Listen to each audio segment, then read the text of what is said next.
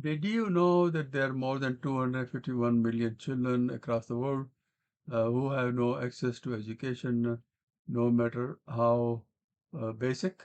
They will not know how to read and write. They will barely know how to do the math as they grow up.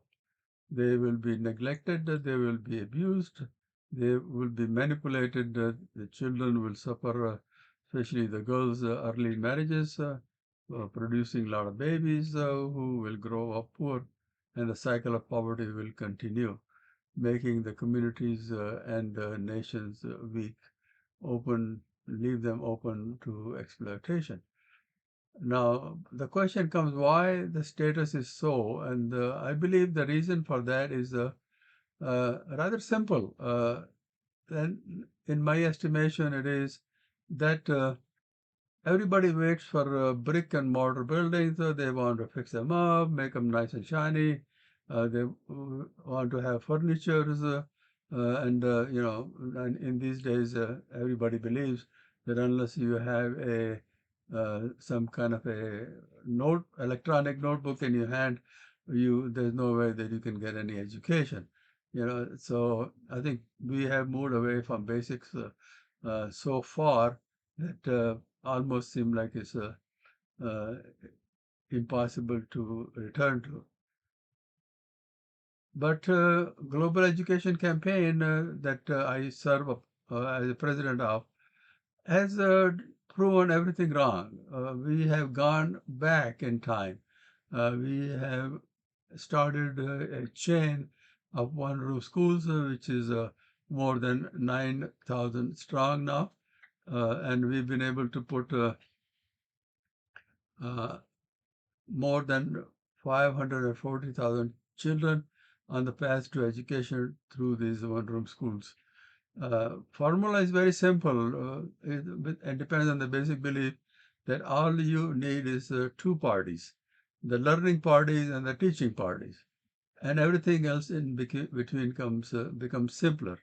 So we set up a system in which we develop a one-room school in an area that there is a need for education, uh, and the community provides the space and the teacher. And it's been 5 years now that we have done very well. And I'm here to say right now that we need to uh, get, just do things as time calls for. We should not wait for brick and mortar schools and fancy places for kids to sit. Put them down in living rooms, in verandas, under the trees, or in open fields. Put a whiteboard in front of them. Have a teacher standing there teaching them, and kids with old-fashioned slates in their hands, one hand and the chalk in the other. Begin with the scribbling, then start writing alphabets and words and sentences. They start with the uh, 1, 2, 3, then start doing multiplications, subtractions, additions, and so on. So, learning process is amazing. You have to really put a child on the path, and then somehow he finds way to grow. So, the regret is that these children are not even started on the path to education. And that's what Global Education or GEC's goal is, that put every child around the world, and no matter where he or she is, on the path to education. And we have a we have two goals naturally. One is that we want to have every child. Our goal first, short-term goal is that we want to reach out to 1 million children by the end of this year. We have already reached out to 541, so we had to reach out to 460,000 children, and so to make up the mark of reach our 1 million mark. So I'm asking for people to come forward They don't have to really, everybody doesn't have to really go ahead and donate fortunes. There's so many other ways to participate, suggestion, and spreading the word, holding short awareness meetings, and which can become fundraising opportunities. Uh, I think we should, and also other thing that we want to have is this uh, a lot bigger goal and the daunting task of reaching out to 251 million children.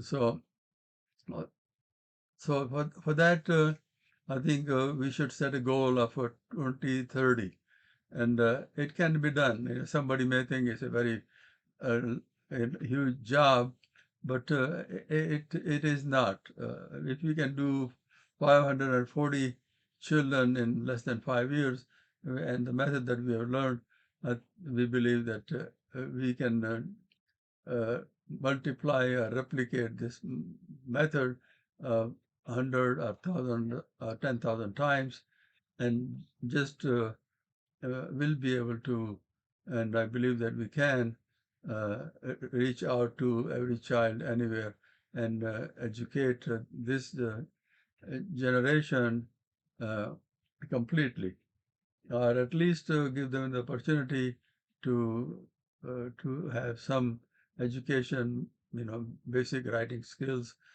basic math to begin with, and then depend on where they go in their in their own desire and ambitions and goals and the family setup, because many times children have to stop working, stop going to school to go and work all kind of menial jobs.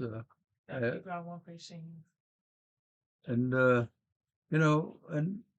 sometimes you can see these children in developing countries selling little trinkets on the street, flowers, uh, and the worst thing that you see it.